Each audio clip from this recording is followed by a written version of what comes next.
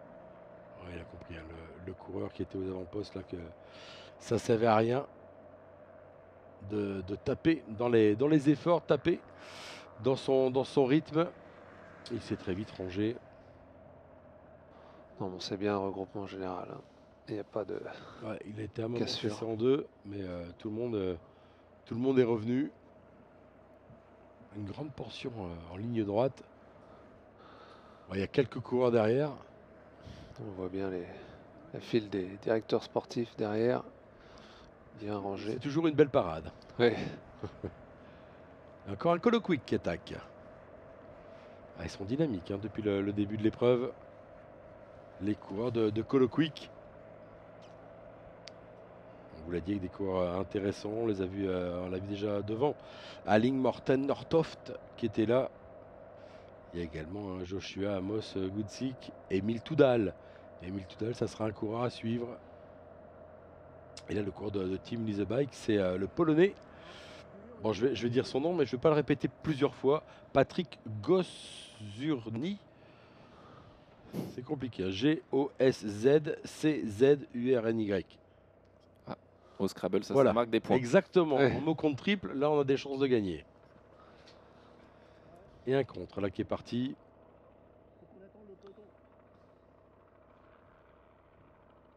C'est pas très très limpide hein, depuis le début, le départ de Colombey et Deux Églises. Mais c'est tant mieux, il y a du rythme dans cette épreuve. Rien n'est figé, comme on voit régulièrement. Un groupe qui s'échappe, le peloton qui contrôle. Là pour l'instant, ça reste extrêmement indécis. Alors, toujours les Colo-Quick hein, qui montrent de belles choses. Depuis le départ de Colombey et Deux Églises, on est parti depuis un peu plus d'1 heure maintenant. Et le peloton qui va sans doute être à la recherche d'un second souffle parce que les efforts fournis par Van Roubaix ont obligé le reste du peloton à fournir également des efforts.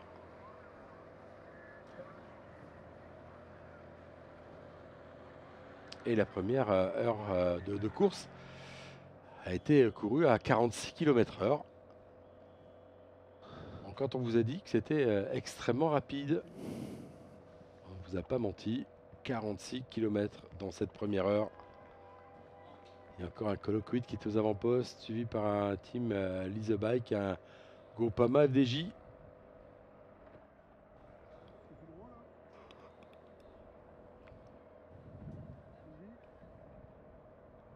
Et on sort du ravitaillement.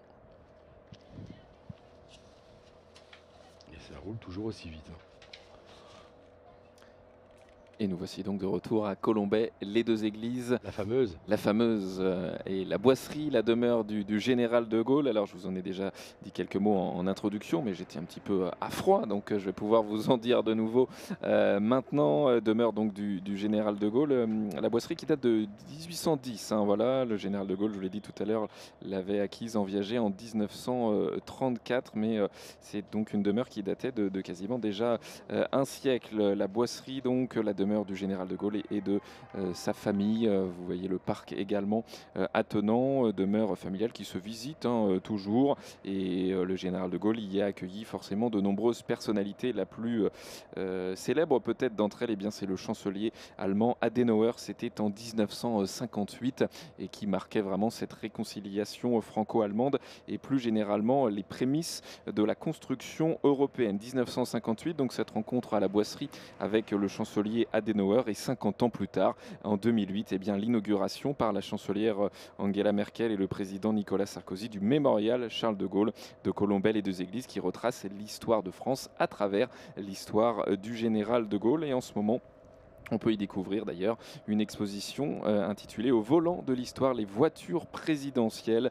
Voilà tout le prestige, tout le symbole de ces fameuses voitures des présidents français à découvrir donc en ce moment au mémorial Charles de Gaulle. Et puis une petite question messieurs, savez-vous pourquoi Colombey les Deux Églises s'appelle Colombey les Deux Églises ? Alors, J'imagine qu'il y a 2 églises. Oui, alors il y en avait 2, bon. effectivement. Pendant longtemps, il y a toujours l'église que l'on connaît actuellement, Notre-Dame de l'Assomption. Et avant, il y avait également l'église Saint-Jean-Baptiste qui faisait partie d'un prieuré, en fait. Et ce prieuré fut transformé en résidence secondaire à la Révolution. Voilà pour la petite anecdote. Évidemment, il y en a plein des anecdotes sur Colombey, les 2 églises. Vous voyez ici la croix de Lorraine, édifiée en mémoire du général de Gaulle en 1972, inaugurée par le président Pompidou. Les chiffres sont impressionnants, plus de 44 mètres de haut, 950 tonnes. Elle est parée de granit rose de Perros-Guirec, pour ceux qui connaissent la Bretagne, construite par 350 compagnons. Cette croix de Lorraine qui est visible à 30 km à la ronde. Voilà, la croix de Lorraine, symbole bien sûr du général de Gaulle dans ces années de la Seconde Guerre mondiale. Et encore un dernier mot sur le général de Gaulle. Il est né à Lille Ouais. et sa maison natale est également. On peut la visiter, rue Princesse à Lille. Je dis ça parce que je l'ai fait il y a quelques semaines seulement. Et on pourra peut-être y revenir également tout à l'heure, puisqu'on est sur le Paris 3. Eh bien, là, c'était le Tour de France en 1960. Le général de Gaulle avait fait arrêter le peloton du Tour de France, mais on y reviendra. Allez, une nouvelle attaque en tête du peloton, un coureur de la Groupama FDJ qui tente de fausser compagnie au reste du peloton, alors qu'on l'a vu chuter tout à l'heure. Le coureur de développement Team Picnic Post-NL, Co Molenaar, a dû abandonner malheureusement à la suite de cette chute consécutive à la transmission du ravitaillement.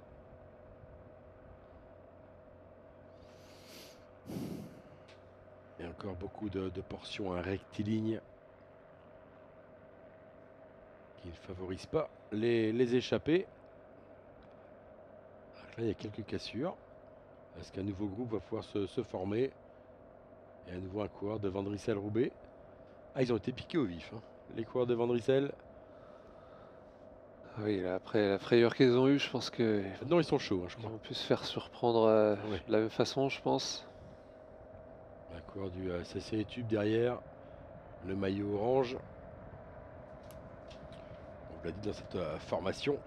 Il y a Benaski, il y a Victor Jean qui était victime d'une crevaison tout à l'heure. Crevaison de la roue arrière qui est sans doute revenue dans ce peloton.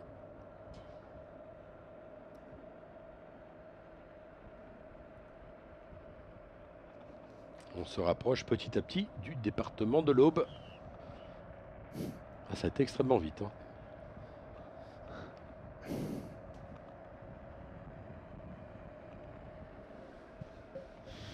Allez, ils sont 3 à essayer de sortir, de s'extraire de ce peloton.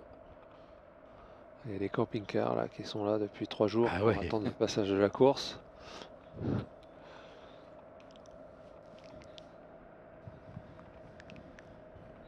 Allez, un coureur de CC Tube, un coureur d'Aix-en-Provence et un Van Driessen-Roubaix. Mais derrière, ça réagit immédiatement.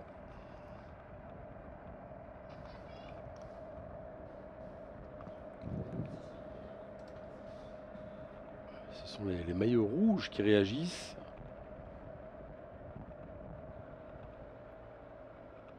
Ouais, on se retourne pour voir si le peloton est loin ou pas.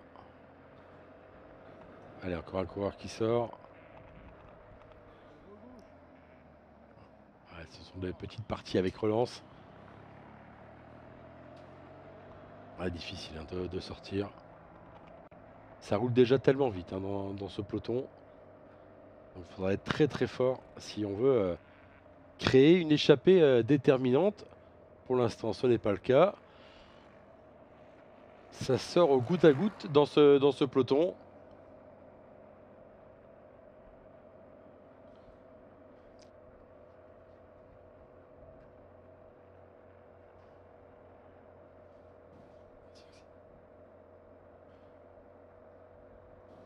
Et encore une fois, le peloton qui revient. Un coup pour rien. Il y avait un coureur de Tudor, un CIC Nantes. CIC U Nantes, pardon. Et le coureur du CC Tube qui remet une petite couche.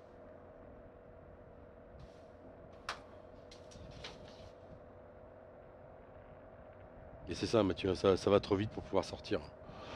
Oui, le peloton avance quasiment par attaque. C'est une attaque, un contre, une attaque, un contre. Donc, difficile de faire la différence pour l'instant. Ce qui peut marcher, c'est un peu quand le peloton décide de laisser partir, parce que soit c'est pas dangereux, soit toutes les équipes sont représentées, comme on a eu tout à l'heure, mais bon, enfin, toutes les équipes. Il reste encore beaucoup de non représentés, puisqu'il y a 25 équipes, mais ça sentait bon ce coup-là quand même. Extrêmement actif, c'est les CX. d'Aix-en-Provence. Hein. À chaque fois, ils sont dans les coups. Ils Ouais. emmènent encore une fois une accélération avec un petit trou qui s'est formé. Mais partir tout seul, c'est un petit peu partir au casse-pipe. Je pense qu'il le sait. Et alors, personne qui veut venir avec moi? C'est ça. Non, non, ça ira. Merci. Ah, il tente en tout cas. Les bike head. Enfin, il y a un coureur de bike head qui est derrière.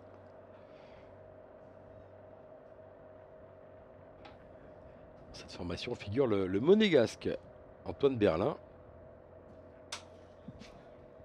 Je vais quand même vérifier parce qu'il y a eu beaucoup de changements hein, dans le peloton. Alors qu'il reste 122 km. Merci beaucoup. Je vais quand même vérifier hein, pour Antoine Berlin. Alors, dans l'équipe Bike Head, eh ben, effectivement, il n'est pas là. C'est Simon Bach. Jusqu'au dernier moment, il y a eu beaucoup de changements.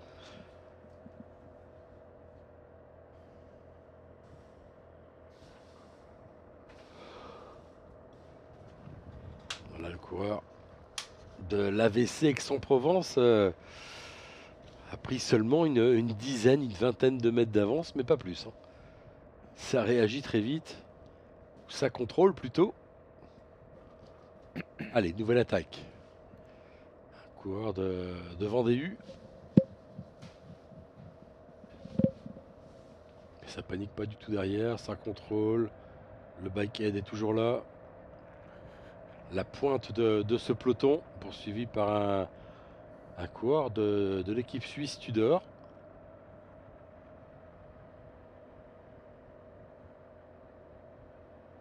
On n'a toujours pas la bonne échappée du jour.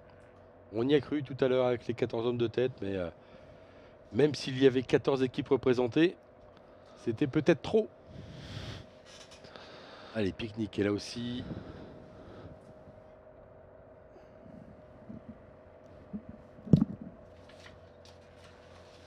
Le CC est attentif. Vous voyez, maillot orange et noir. Les coureurs d'Arkea, BNB Hotel qui tentent de se replacer sur la gauche de la route. Attention ce virage justement à gauche.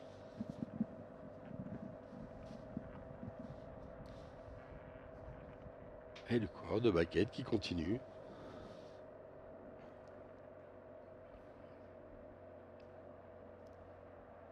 J'ai pas vu si le coureur d'Aix-en-Provence a été repris. Si. Ah, il a été repris. Ouais, c'est ça. Parce que je trouvais qu'il avait pris un peu d'avance là. Comme on ne le voyait plus sur cette image d'hélico.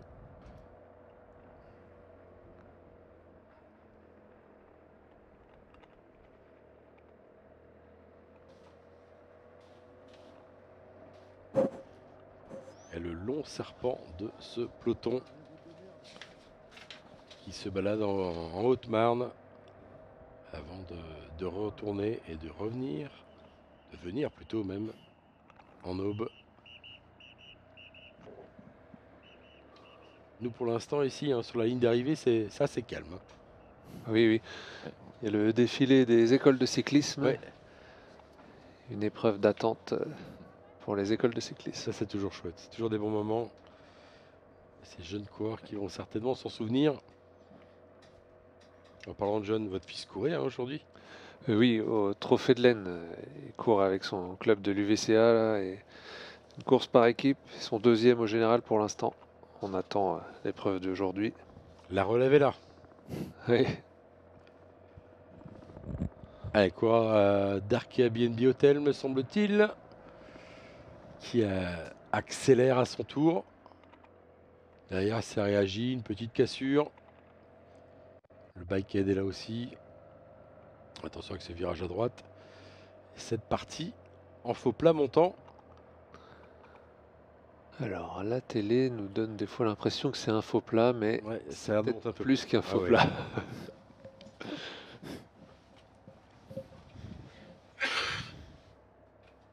Ouais, effectivement, on voit que ça enchaîne. On a vu hein, l'inclinaison sur ce virage. On voit le trou derrière les bois, là. Ça fait un beau creux, je pense. Ouais. Mais c'est encore une côte qui n'est pas forcément répertoriée. On la voit sur le profil, mais Ouais. elle n'est pas répertoriée en détail comme certaines côtes. Ah, il y a deux coureurs d'Arkea, BNB Hotel. Derrière une petite cassure, deux coureurs en contre. Un troisième là, qui tente de sortir du peloton. Et ça enchaîne avec un Groupama FDJ. Encore un Arkea BNB Hotel. Et j'ai vu des maillots blancs. Alors que c'est Vendée. On va voir Là, devant. encore tout ça, là. Ouais, ça fait encore un gros paquet. Hein. Ah, il y a du beau monde représenté dans ce groupe. Oui.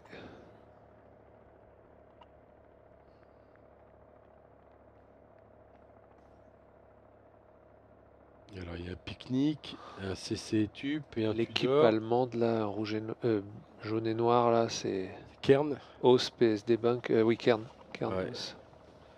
Quoi, Kern Team Haus. Lotto Kernhaus, BSD Bank. Voilà, si on veut dire l'ensemble du Exactement. nom de l'équipe. Mais sans sponsor, les équipes n'existent pas. Exactement. Voilà, c'est toujours Team intéressant de Lotto donner. Kern Haus, PSD Bank. Alors qu'on voit, c'est Baptiste Poulard avec son dossard numéro 16. Coureur d'Arkea Samsic. Le 62, c'est Vincent Baudet, développement team Picnic Postenel. L'autre coureur d'Arkea Arnaud BNB Hotel. Tandon. Ah oui. Arnaud Tandon est là aussi, le Suisse, de l'équipe suisse, à Elite Fondation Cycling Team, ancien de chez Tudor. Le 104, c'est Silas Kösch, l'allemand du team Lotto Kernhaus PSD Bank. Nouvelle accélération avec le coureur de la Picnic. Il n'a pas vu qu'il était tout seul. Il fait un signe du coude pour lui qu'on lui passe leur lait. Ouais, il a dit j'en ai peut-être mis un peu trop.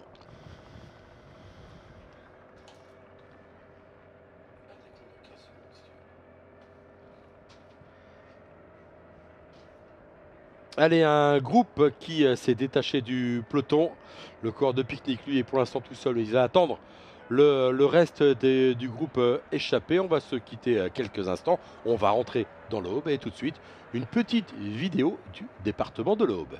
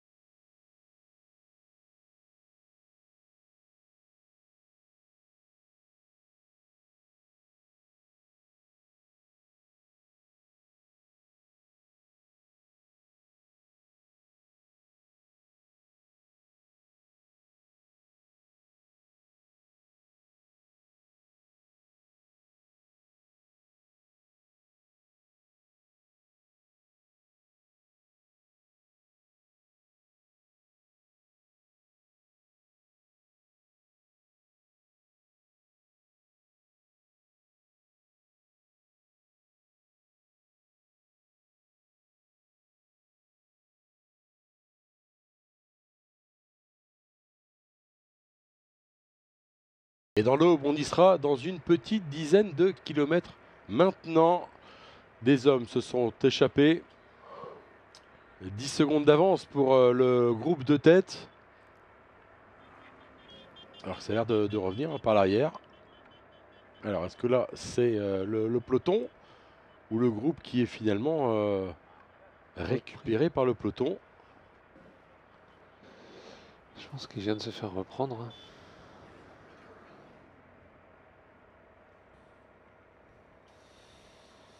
Oui, confirmation, il y a deux motos, une à l'avant, une à l'arrière. On verrait l'échapper, je pense. Toujours dans une partie montante. Hein. Avec le cours de Bike Head qui ferme la marche.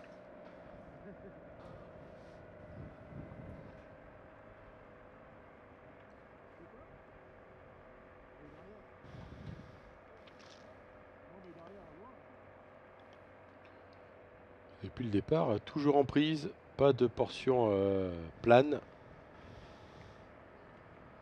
Et comme c'est parti très très vite, il faudra continuer à souffler alors que le coureur de pique-nique, lui, c'est le dernier. C'est le dernier à ne pas avoir été repris.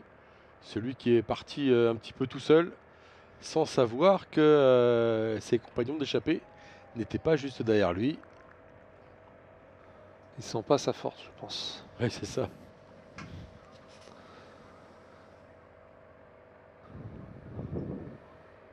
Ouais, mais je pense que voilà, les minutes seront comptées pour lui en tant qu'homme seul devant.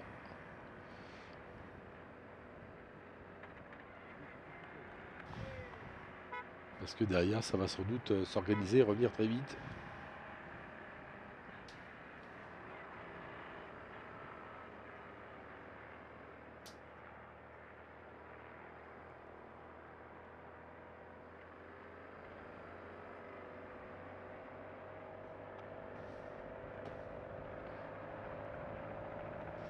C'est Vincent Baudet, me semble-t-il. Ils étaient deux hein, dans le groupe tout à l'heure. Il y avait Alexander Scheldeman et Vincent Baudet. Et derrière, le CIC U Nantes qui revient. Toujours la VC Aix-en-Provence qui est toujours en tête du peloton. Ils ont fait un sacré boulot hein, depuis le début de l'épreuve. Ils sont quasiment dans tous les coups. Ça va encore embrayer. Avec un coureur d'Arkea BNB Hotel.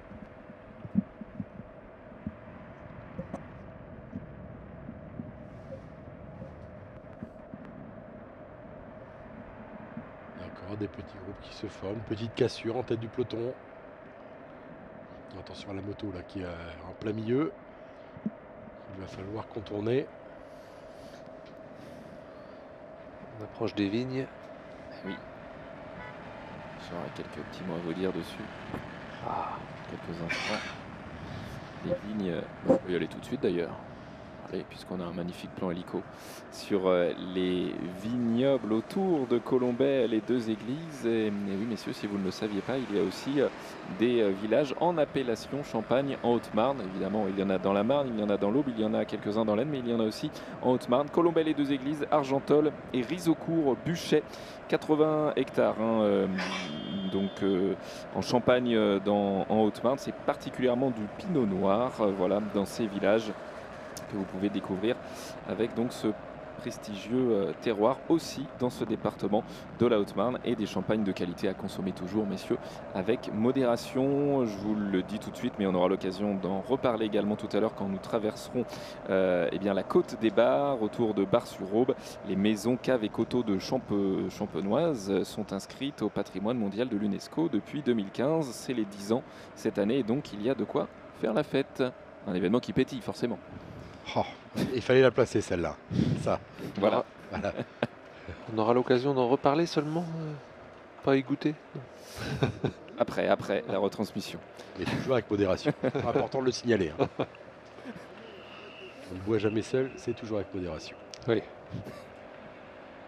Allez, un peu moins d'1h30 depuis le départ. Et la situation de course qui ne donne pas lieu à une échappée Une échappée au long cours, mais des petites échappées rapidement repris.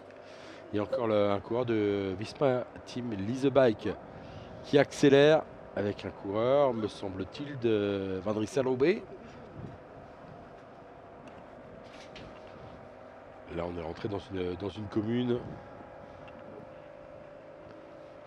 qui permet d'être totalement abrité du vent, avec quelques relances qui peuvent désorganiser le peloton. Le peloton, à nouveau, en file indienne. Et on est rentré dans ce beau département de l'Aube. On va arriver dans quelques instants à Colombey-la-Fosse. Et là, mon cher Thomas, je pense que vous allez encore nous apporter de belles paroles et de belles choses à voir et à visiter. Je suis prêt à dégainer, Frédéric. J'en doute pas. Allez, ça accélère encore avec le coureur de Van Rijsselhoebe.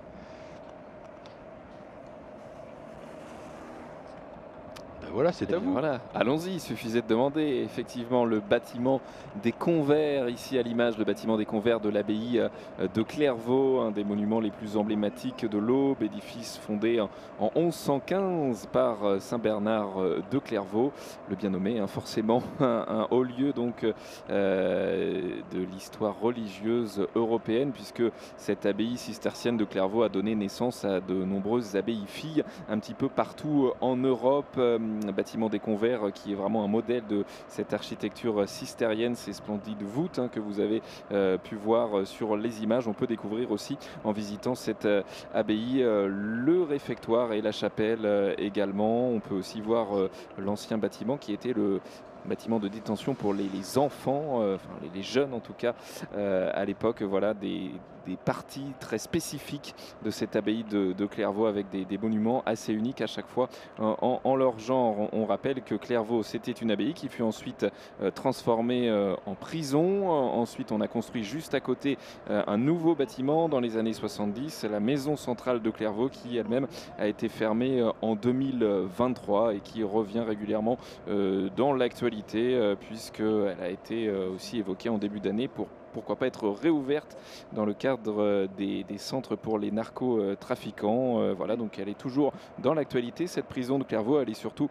dans l'actualité sur un plan historique, messieurs, puisqu'il y a des travaux qui sont actuellement menés autour du Grand Cloître, des travaux qui sont prévus jusqu'en 2027 et en 2024, avec 60 millions d'euros injectés par l'État dans ces travaux du Grand Cloître. Eh bien, c'était tout simplement et tout bonnement le deuxième plus grand chantier national après la cathédrale Notre-Dame de Paris. Vous pouvez découvrir cette abbaye de Clairvaux avec les visites proposées par les bénévoles qu'on salue de l'association Renaissance de l'abbaye de Clairvaux. Et puis il y a certaines visites spécifiques du chantier du Grand Cloître. Voilà, des dates bien précises qui sont aussi prévues. N'hésitez pas à vous renseigner donc auprès de l'association. Nous étions à Clairvaux, l'abbaye de Clairvaux. Et puis dans le même coin, je ne sais pas si on aura des images tout à l'heure, on peut également situer l'ancienne cristallerie de Bailleul, qui était également connue internationalement, qui propose désormais des ateliers du verre.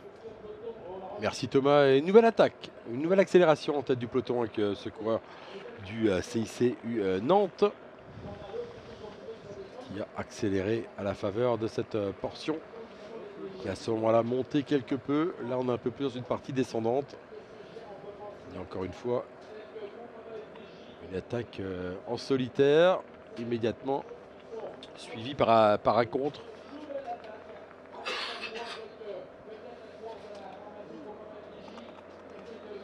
Titouan Fontaine. Ouais, Titouan Fontaine là, qui est sorti en contre juste derrière le coureur de CICU Nantes dans ses vignes champenoises. Et ça roule véritablement toujours aussi vite.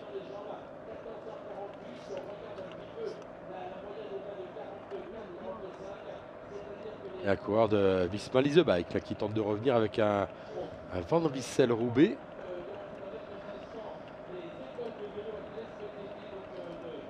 coureur de Groupama FDJ qui attend du soutien, qui attend une deuxième vague revenir.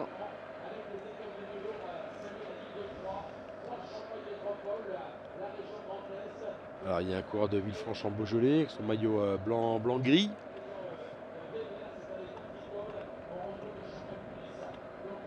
Quelques coureurs sont légèrement distancés du peloton, une petite dizaine.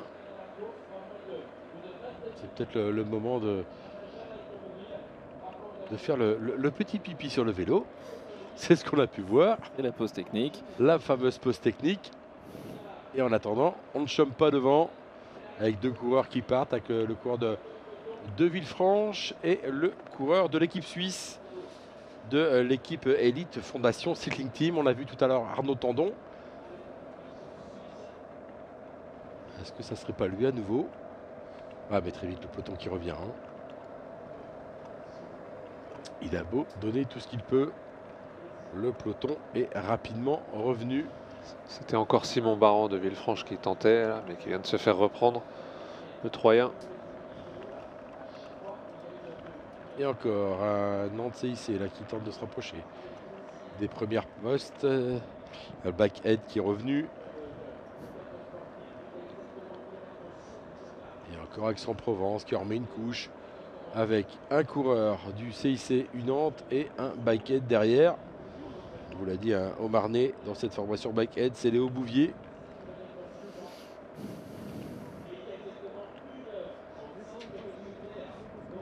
Et tout de suite, ça recolle, ça revient, ça bouche les trous.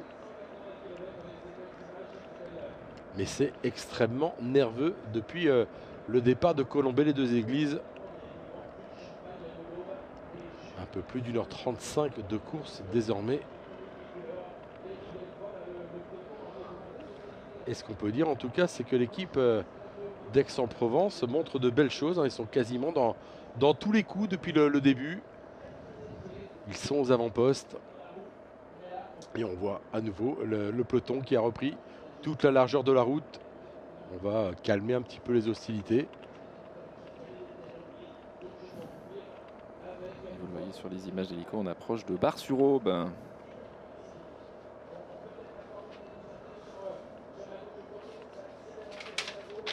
On arrive oui, effectivement à Bar-sur-Aube et surtout on s'approche de Baroville. Oui. La côte numéro 3 que les coureurs vont aborder dans quelques kilomètres maintenant. 2500 mètres d'ascension, moins de pourcentage que sur les deux côtes précédentes, puisque le maximum c'est 6%, et c'est beaucoup plus long. 1 kilomètre de plus. Est-ce que c'est là que la différence pourrait se faire? Et pour l'instant, le peloton qui roule moins vite que tout à l'heure. On voit tout de suite la physionomie de ce peloton. On l'a dit, qui occupe toute la largeur de la route. Voilà, donc là, ils sont à Bar-sur-Aube. Oui. Et la côte de Baroville, si vous vous souvenez, lors du dernier Tour de France, il passait dans le chemin blanc, juste à côté de cette côte, et ça a bouchonné le peloton là. Il mettait pied à terre, c'était assez spectaculaire. Donc là, il passe juste à côté, mais il reste sur route, puisque cette fois, ce n'est pas du gravel. Il n'y a pas de chemin blanc aujourd'hui, effectivement. Quel souvenir, hein, cette étape des chemins blancs du Tour de France l'an passé. Avec la victoire au final pour Anthony Turgis. Exactement. Très belle victoire d'un Français. Tom Pidcock hein, et Derek G. Et le champion olympique de VTT. Bar-sur-Aube sur les images, effectivement. Bar-sur-Aube qui, comme son nom l'indique, est traversé par la rivière Aube. C'est bien foutu, hein, messieurs. Hein. Ouais, c'est pas mal ça.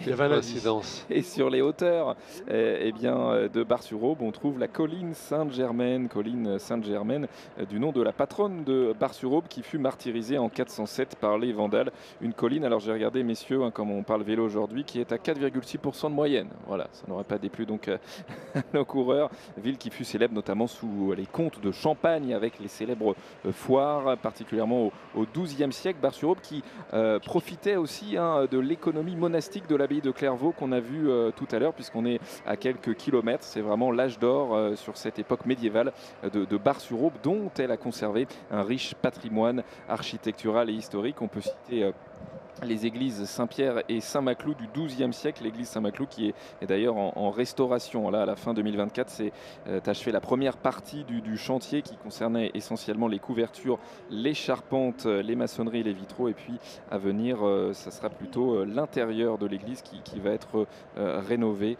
Voilà donc pour les aspects historiques de Bar-sur-Aube. On parlait du Tour de France 2024, messieurs, avec cette fameuse étape des chemins blancs. Et en 2022, lors de la renaissance du Tour féminin, eh bien, l'étape avait eu lieu entre Troyes et Bar-sur-Aube et avait vu la victoire d'une certaine Marlène Reuser, la Suissesse, multiple championne d'Europe du contre-la-montre. Et en deuxième place, c'était la Française Evita Music, qui est désormais lieutenant d'Amy Vollering au sein de la formation FDJ. Et puis pour être complet, on parle Tour de France, féminin, masculin. D'autres arrivées à Troyes, c'était entre Vesoul et Troyes. C'était en 2017, victoire de Marcel Kittel. C'est lui qui s'était imposé. Et en 2000, entre Belfort et Troyes, c'était un autre sprinter. C'était un autre Allemand d'ailleurs, c'était Eric Zabel qui avait gagné l'étape. Voilà pour les dernières arrivées. Et alors c'est là, Frédéric, que je ressors mon anecdote sur le Tour de France 1960, avec cette étape entre Besançon et Troyes, qui était passée par Colombey les deux églises, et au cours de laquelle le général de Gaulle avait salué les coureurs. Il était à l'époque président de la République, victoire de Pierre Beuffeuille, voilà, qui avait attaqué du côté de Vendeuvre-sur-Barse. On n'y passera pas très loin tout à l'heure. Allez, une autre attaque et toujours un coureur de la formation de Villefranche-Beaujolais. Et il s'agit d'Axel Salvadori, me semble-t-il. Oui, c'est bien ça. Il est sorti discrètement, mais il a quand même quelques mètres, quelques centaines de mètres maintenant d'avance. Vous pensez que personne ne l'a vu partir? Je ne sais pas, avec son maillot camouflage, là, comme ça. Oui, c'est original, c'est ce que j'allais dire comme maillot, là. J'avais le souvenir d'un maillot rouge, moi, pour Villefranche-Beaujolais. Est-ce qu'ils ont changé cette année? C'est bien pour le camouflage dans la neige, ça. Oui, non, c'est vrai. Ah bah, pédaler avec des chaussures de ski, c'est pas évident non plus. Mais derrière, ça réagit pas. Hein. Ça ne réagit pas. 15 secondes désormais d'avance pour Axel Salvadori. C'est Sébastien Ouaro qui est directeur sportif sur ce Paris 3. Et dans cette équipe du Vélo Club Villefranche-en-Beaujolais, le sprinter devrait être Antoine Rogel, qui a déjà fait place d'honneur ici à Paris 3. J'ai omis une information quand même sur Bar-sur-Aube, messieurs. Citons la nocturne cycliste de Bar-sur-Aube, Mathieu, la célèbre, voilà, qui aura lieu le 18 juillet cette année. Le jour de la Saint-Frédéric. Ah, à la bonne ça a tout de suite tilté. D'accord. On revient sur Antoine Rogel, il a fini 3e en 2021 de ce Paris 3. Et il vient de faire une 3e d'une étape de Alpe-Isère Tour, une victoire au sprint. Et 3e d'une étape du circuit des Ardennes, avec une 7e place au classement général. Alpe-Isère Tour, c'était il y a une dizaine de jours maintenant. Ça devait être fin mai de mémoire. Et pour l'instant, c'est pas lui qui est devant, c'est son équipier Axel Salvadori, alors que cette formation du Vélo Club Villefranche-en-Beaujolais a déjà perdu un élément, c'est Matteo Moncoutier. Le fils de David Moncoutier, oui, d'ailleurs, que vous connaissez certainement si vous êtes fan de cyclisme depuis quelques années.